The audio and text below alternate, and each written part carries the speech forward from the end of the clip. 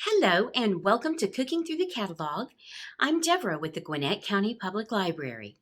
Every month of this series, I'll pick a category of cookbooks in the Gwinnett County Public Library catalog. We'll learn about the basics of that type of cookbook, talk about a few cookbooks in the catalog and what I found in them, and make some of the recipes in these cookbooks. So for the month of June, I decided to look through cookbooks that were about bread. I know, making your own bread is terrifying, and you probably think you can't do it, but you can. Up until last year, I've never had any luck with making bread, so I was determined to figure out why. So when you think about bread, you probably think about yeast, right? Yeast is a tricky thing, but we'll go through how to be successful when making items with yeast. Plus, remember, not all breads contain yeast. We'll make a quick bread, which doesn't use yeast, a beautiful loaf of bread with yeast, and then a gluten-free bread. To begin, let's talk about bread. I do not have a bread machine, so all the recipes we'll make today are in the good old oven. Making bread, especially those with yeast, is all about science. Depending on the altitude of where you live, the humidity of your local weather, and even the temperature of your home, all these things can affect bread. Many of the books I read in the catalog discuss how to adjust recipes based on these factors. Most breads that use yeast have one or two or more stages to get to the finished loaf.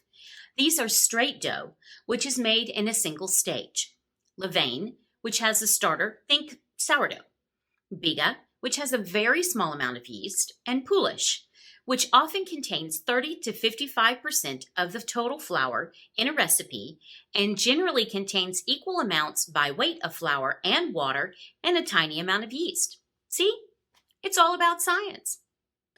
Every bread uses some type of flour. Whether whole wheat or almond, flour is always the main ingredient.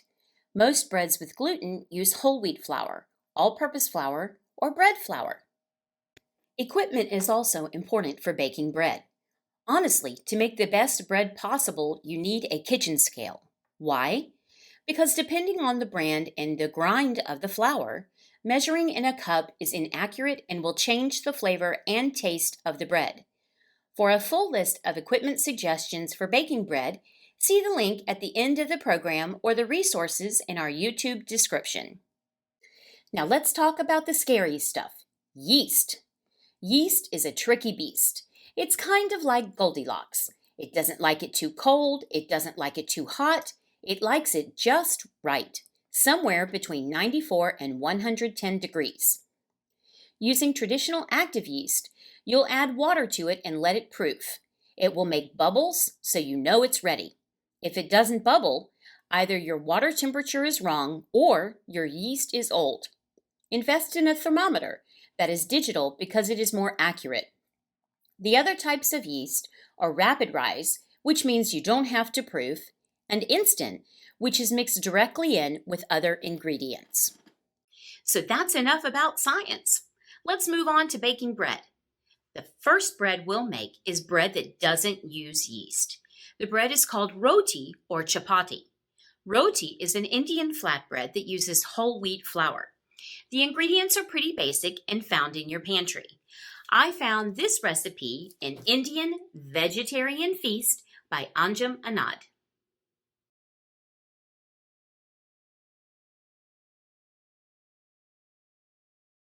You'll need the following ingredients for the roti.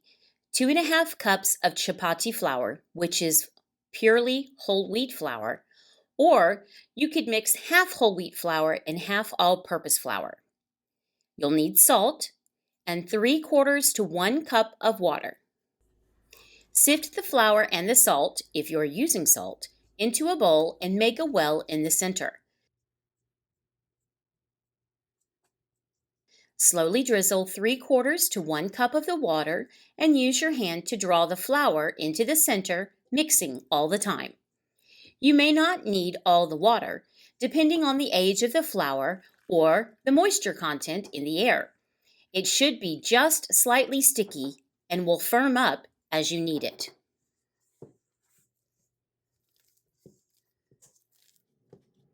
Knead the dough for 8 to 10 minutes or until the dough seems elastic and most of the joints and lines have worked themselves out.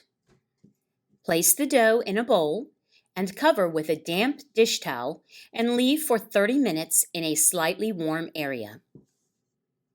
Divide the dough into 10 equal portions and roll each into golf ball-sized balls. Then cover. Flour your counter and rolling pin. Roll each ball into a 5 to 6 inch circle. The best way is to keep rolling in one direction, turning the dough a quarter of a circle to get a round shape. Heat a tava, nonstick skillet, or flat, non-ridged stovetop grill pan until quite hot. Toss the roti from one hand to the other to remove excess flour and place on the pan. Reduce the heat to medium and cook until small bubbles appear on the underside about 10 to 20 seconds, then turn. Cook this side until it has small dark beige spots. Keep cooked breads warm, wrapped in foil in a low oven. So our next bread involves yeast. It's a beautiful focaccia bread. If you've never had focaccia bread, it is savory with a wide variety of ingredients. The recipe has the same base, and you can change up the ingredients based on the meal you're planning. This bread recipe comes from Cook's Illustrated Baking Book.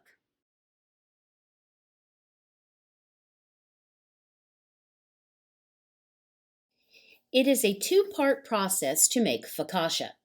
The first part is making the sponge, which is the starter for the bread. The second is the dough that you'll eventually mix with the starter. The ingredients you'll need for the sponge are a half cup or 2.5 ounces of all-purpose flour, a third of a cup of warm water, but no warmer than 100 degrees, and a quarter teaspoon of instant or rapid rise yeast. For the dough, you'll need the following ingredients: 2.5 cups or 12.5 ounces of all-purpose flour, 1.25 cups warm water at 110 degrees, 1 teaspoon of instant or rapid rise yeast, kosher salt, a quarter cup of extra virgin olive oil, and 2 tablespoons of minced fresh rosemary, not dried rosemary. Here's a prep tip. When you're mincing your rosemary, don't use a chef's knife. Instead, use kitchen shears or clean scissors and give them a little haircut. It helps keep the rosemary from flying all over the place when you use your knives, and it helps you have a more precise cut. For the sponge, combine the flour, water, and yeast in a large bowl and stir with a wooden spoon until a uniform mass forms and no dry flour remains, about 1 minute. Cover the bowl tightly with plastic wrap and let stand at room temperature for at least 8 hours or up to 24 hours. Use immediately or store in the refrigerator for up to 3 days. If you refrigerate the sponge, allow it to stand at room temperature for 30 minutes before proceeding with the recipe. For the dough, stir the flour, water, and yeast into the sponge with a wooden spoon until a uniform mass forms and no dry flour remains, about 1 minute. Cover with plastic and let rise at room temperature for 15 minutes. Sprinkle 2 teaspoons of the kosher salt over the dough. Stir into the dough until thoroughly incorporated, about 1 minute. Again, cover with plastic and let rise at room temperature for 30 minutes. Spray a rubber spatula or bowl scraper with vegetable oil spray. Fold partially risen dough over itself by gently lifting and folding the edge of the dough toward the middle. Turn the bowl 90 degrees and fold again. Turn the bowl and fold the dough 6 more times for a total of 8 folds. Cover with plastic and let rise for 30 minutes. Repeat folding, turning, and rising 2 more times for a total of 30-minute rises. 1 hour before baking, Adjust the oven rack to the upper middle position and place a baking stone or heavy baking sheet on the rack and heat the oven to 500 degrees. Gently transfer the dough to a lightly floured counter. Lightly dust the top of the dough with flour and divide it in half. Shape each piece of dough into 5-inch rounds by gently tucking under the edges. Coat 2 9-inch round cake pans with 2 tablespoons of oil each. Sprinkle each pan with half a teaspoon of salt. Place the round of dough in one pan, top side down. Slide the dough around the pan to coat the bottom and sides with oil, then flip the dough over. Repeat with the second round of dough. Cover pans with plastic and let rest for 5 minutes. Using your fingertips, press the dough out toward the edges of the pan, taking care not to tear it. If the dough resists stretching, let it relax for 5 to 10 minutes before trying to stretch it again. Using a dinner fork, poke the entire surface of the dough 25 to 30 times, popping any large bubbles. Sprinkle rosemary evenly over the top of the dough. Let the dough rest in the pans until slightly bubbly, 5 to 10 minutes. Place the pans on the baking stone or sheet and lower the oven temperature to 450 degrees. Bake until the tops are golden brown, about 25 to 28 minutes, rotating the pans halfway through baking. Transfer the pans to a wire rack and let cool for 5 minutes. Remove the loaves from the pans and return to the rack. Brush the tops with any oil remaining in the pans. Let cool for 30 minutes before serving. Leftover bread, if you have any, can be wrapped in double layers of plastic wrap and stored at room temperature for 2 days. Wrapped with an additional layer of aluminum foil, the bread can be frozen for up to 1 month. If you're going to make bread, it's always good to have at least one recipe that is gluten-free and even milk-free if possible. When baking anything that is gluten-free, you'll need either a multitude of different gluten-free flours, such as brown rice, tapioca, and millet, or you can use a ready mix of gluten-free flours, such as Bob's Red Mill gluten-free flour mix. I wouldn't try substituting a traditional bread recipe with gluten-free flours unless you are quite experienced. You'll have to add other ingredients, such as xanthan gum or psyllium husk, in order to make them work and play around with the amount of liquid. I recently made some gluten-free bread for the first time, so let's jump into this together. The gluten-free recipe I'll make is blueberry streusel bread from the cookbook Gluten-Free and Vegan Bread by Jennifer Katzinger. Not only is this recipe gluten-free, it's also dairy-free.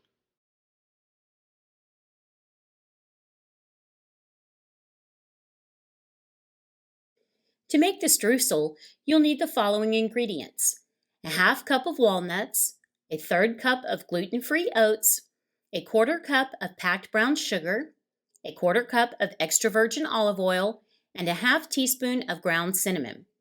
For the batter of the bread, you'll need a half cup of teff flour, a half cup of sorghum flour, a fourth cup of brown rice flour, 1½ teaspoons of baking soda, 1 teaspoon of ground cinnamon, 3/4 of a teaspoon of sea salt, 1 cup of room temperature filtered water, 1 cup of maple syrup, a half cup of canola oil, 1½ teaspoons of vanilla extract, and 1 cup of fresh blueberries. I did make a substitute in this bread. Instead of using 3 separate types of flour, we purchased a gluten-free flour mix, of course. If you're invested in a strict gluten-free diet, these different types of flour are a definite necessity to have in your pantry. Preheat the oven to 375 degrees. Lightly grease an 8x4-inch loaf pan and dust with any of the gluten-free flours you're using.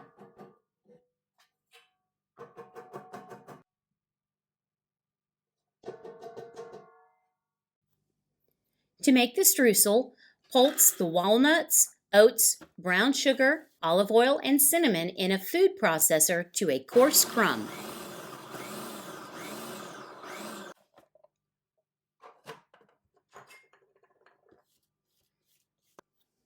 To make the batter, in a medium bowl, combine the flours you're using, baking soda, cinnamon, and salt.